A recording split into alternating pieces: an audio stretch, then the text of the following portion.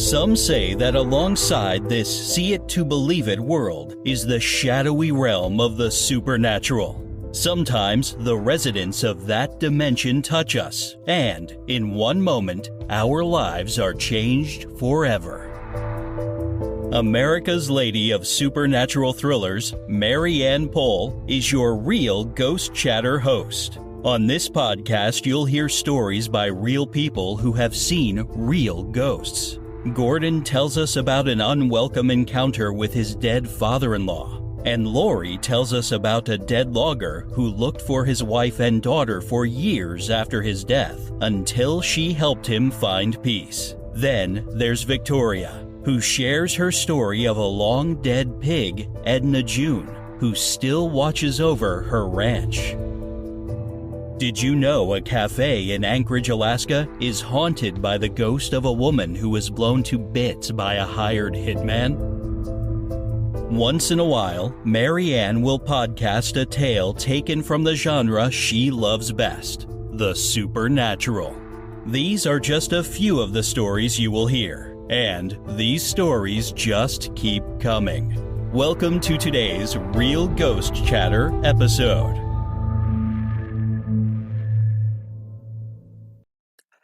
Have you heard about Anchor? If you haven't, I'm here to tell you it's the easiest way to make a podcast. Let me explain. It's free, and I mean free. I haven't paid a dime to produce or distribute my podcasts.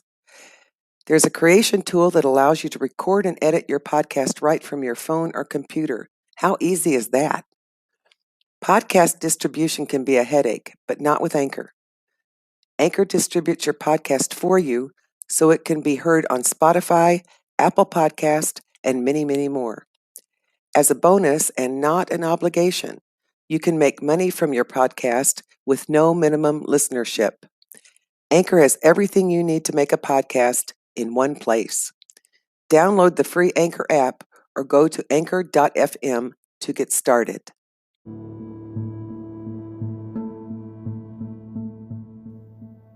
I'm Mary Ann Pohl, America's Lady of Supernatural Thrillers, a charter member of Author Masterminds, and your host on Real Ghost Chatter.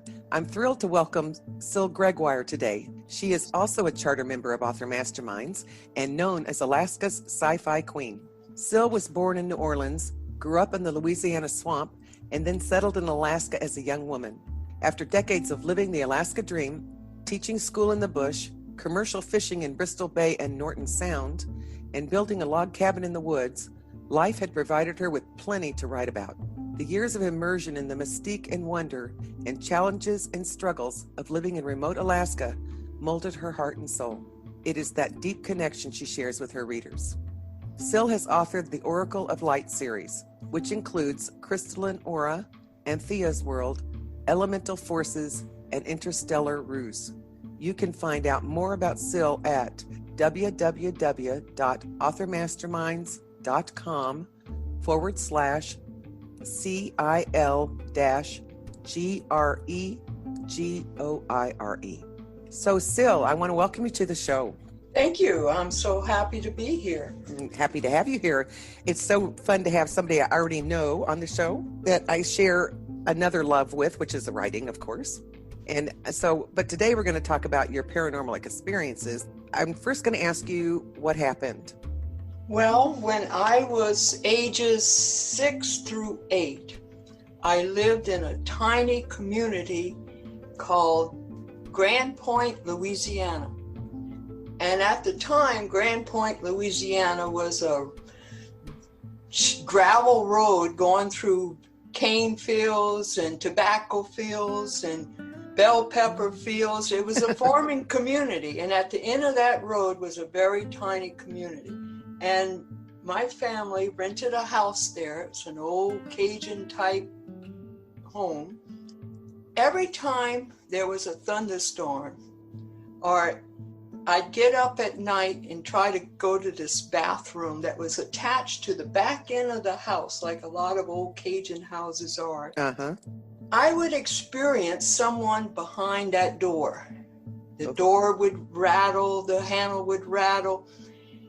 There would be a knife that would stick out that would come out through the door, and I would be terrified, and I'd go running, screaming to my parents that there was someone with a knife in the bathroom, and they would just tell me, go back to bed. It'd be impossible under these circumstances. No kidding. It didn't affect anyone else. It only happened to me, and it was repeated for 3 years. Oh, I was terrified. Even in the daytime, I was very wary about going toward that bathroom because I knew that something had happened. There was something terrifying. And I was too young at the time to ask questions. I mean, this was a very small community. Mm-hmm. And when I reflect back on it now, it seems strange that with a community where generations lived and that there would even be a house available for rent in that area. Uh-huh. But I think the reason no one locally was living in the house is because they knew that something happened there and that it was probably haunted. Oh. But I was too young at that age to ask questions, to wonder. And so I never had these questions answered. But as soon as we left and moved somewhere else, I have never had such an experience again. Wow. That's pretty amazing. And you never got to find out the history of that house? I didn't, and I went back on Google not too long ago to see if I could follow that road. There are no longer any fields, no agriculture at all. It's all subdivision and apartments and condos. So it's not the same place, and I have no one that I know from that area to even ask questions today. Maybe someone from that area will actually see this podcast and will let us know something, but there's no way for me to go back and find out. I hope someone does hear the podcast and can tell us. What was the area? Grandpoint, Louisiana. Okay, because you said that earlier, but I'm glad we could say it again. And Yes. Also Grandpoint, Louisiana. So is it close to the swamps? Well, actually, it's not too far off from the Mississippi River. Okay. So it's not a swamp area because it was an agricultural area. Mm-hmm. It was Right. fields. Right. And it was not so much sugar cane. This was one of those pockets in South Louisiana where they grew tobacco. Oh, In my. fact, there was this huge tobacco shed on the grounds in the yard where the house was. And they still hung tobacco in it. I Really? remember as a kid playing in that shed. It was such a mysterious place, you know. Well, yeah. Oh. The experience was always worse when there was a thunderstorm. Uh-huh. For some reason, whenever there was a thunderstorm, I could hear a car driving up. I can see the lights. I could hear the windshield wipers. And I know that this car had something to do, this driving up had something to do with the knife, because I have followed it where I could hear the person get out the car, go around the house toward where the bathroom would be. Uh-huh. And I would go in my parents' bedroom and I'd tell them, you know, there's something going on. There's someone at the bathroom, that someone's here. And of course, they would tell me go back to bed, or they would just say I'm imagining it or I'm dreaming it.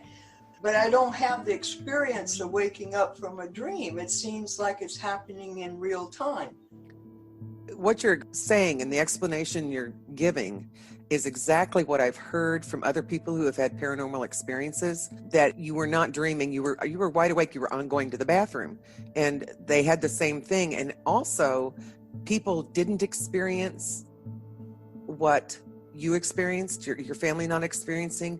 That is not uncommon. I had that happen to me, you know, where I was getting, and I was a grown-up, and I was sitting in a restaurant where it's purportedly haunted, and I will say, yes, it is. And, you know, I was getting this huge, loud rapping and knocking on the wall behind me, and neither my husband or my son heard it. And then the talking that came after it, and they didn't hear that either. Considering what I saw on the computer as far as how Grandpoint, Louisiana has changed, I'm going to assume that this house no longer stands because it was an old house. Right. Even right. back when I was a little girl. But I've always heard that a haunting is in a spot. If the house is gone, that spot would still be haunted. I don't know, but that could be true. Now, that I haven't done any research on, but it makes sense to me that the spirit would stay there. Right. And I know you said, the reason I asked if it was around the swamp was because you said you grew up in the Louisiana swamps. Right. And I'm like, oh my gosh, and the swamp, of course, is enough water and stuff going on there that can always get hauntings. Well, from there, we moved into the swamp area. So I was still a young girl. Yeah. Cool. But I never experienced another paranormal event in my life since. Well, this one was enough, I think, Cil, it burned itself into your memory. And I'll never forget it. I'll never get rid of it. It'll always be there. I always picture it and think about it, but it's my experience alone. I know. And that's hard because you don't have somebody to validate it, but it still doesn't mean it didn't happen. And when you're talking about the thunderstorms, that things got even more vivid, that makes sense because I had definitely heard that when you have thunderstorms, the lightning, the ions, it actually increases supernatural activity. And it's exactly what happened, what you're describing when you have a thunderstorm. That car driving up with the headlights and everything you could see, I'm thinking somebody was waiting in that house to hurt somebody. That's what it sounds like, And to this day, I believe that there's something very sinister happened there. And I relived it over and over again, at least the beginning of it. Right. At least you didn't have to see the conclusion, right? That would have blown my mind for sure. Yeah. So I guess my question is going to be, did this supernatural experience influence your writing in any way? Well, I guess there's a little supernatural in my writing too.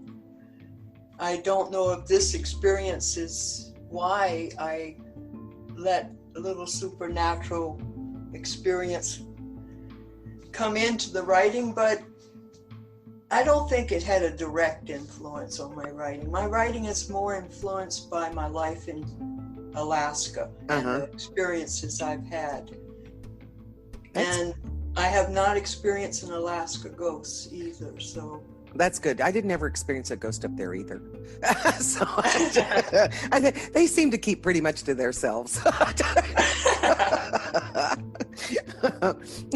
think it's such a young community in some ways, There's not a whole lot of them there, but there was that one that haunts the Snowbird Cafe in Anchorage that I hear about. But actually, I did a show with Robin Bearfield. That was a real interesting story, too. So. Well, the Roadhouse in Talkeetna is supposedly haunted too. Oh, is it now? Yes, in fact, there's been a book written on it. Oh, well, I was in the Roadhouse, years and years ago. No, I didn't experience anything then, except I haven't either, and I've been in there many times. But yeah, but you never know. They just may not, want to show themselves to you. What advice would you give a person or a child who has had a supernatural encounter? Well, believe in it. Believe what you are seeing is real. And don't let someone tell you that it's not. If you experience it, and that's your experience, then it has to have some reality to it. Don't let it scare you too much. Of course, when you're real young, like I was, fear is the only thing motivated by all this. Well, yeah. I can't imagine a 6 to an 8-year-old having to experience that all the time. How often did it happen to you? At least once a month, if not more frequently. It was pretty regular. Wow. I was wondering because I don't know if it was like a certain day that it would do this or an anniversary of an event in maybe the same day of a month or something. I don't know. I would have been too young to track it like that. It's enough that you had to get up and go to the bathroom in the middle of the night and deal with it. I am so glad that I don't live in that house anymore. No kidding. No kidding. I don't think you'd be able to write. I would have moved a long time ago if it would have been in my power. And I didn't realize how much I suffered from this until it was over. It was a few years later that I realized that it had all gone away. And it was because we weren't in that house anymore. Wow. And yeah, I guess imagine you had a little bit of a like traumatic stress from it. Is that what you're saying? As a child, yes. Yeah, that's what I meant. Yeah. Yes. Oh, it make perfect sense. See, that's why I think it was really real. Dreams don't cause that kind of stress. And I've had stress in my life as an adult since, and it has not generated this kind of nightmare dream vision, repetitive, haunting thing that I experienced as a child. Right, exactly. I think you actually did experience something pretty sinister. I'm just so glad that you got out of there when you did. I would love to have some answers, though. I wish someone from Grandpoint would hear this podcast and let us know what's the history of that house and my nightmares. No kidding. I wish they would, and I hope they do. I've really enjoyed this. And, I know you said you had this one experience, but it has been one that I think people really need to hear. There are other people out there also that have had these experiences that don't come forward because they feel so like they were crazy or something. And you weren't crazy. Everything you said, I have seen documented for people that have had these experiences as kids. I thank you for coming on the show. I thank you for having me, Marianne. I really enjoyed it. I really enjoyed talking to you. And I'm going to say once again, to learn more about Cil, you can go to www.authormasterminds.com/Cil-Gregoire. Is there anything you'd like to say, Cil, before we shut down the podcast? Happy Halloween. Yeah. And I'll just say, if you want a really good sci-fi book, please go and see Cil's information on authormasterminds.com. You can also find her on Amazon, Barnes & Noble, and where all good books are sold. Thank you, Cil. Thank you so much, Marianne. If you enjoyed this podcast, I encourage you to share it with others you think would also be interested.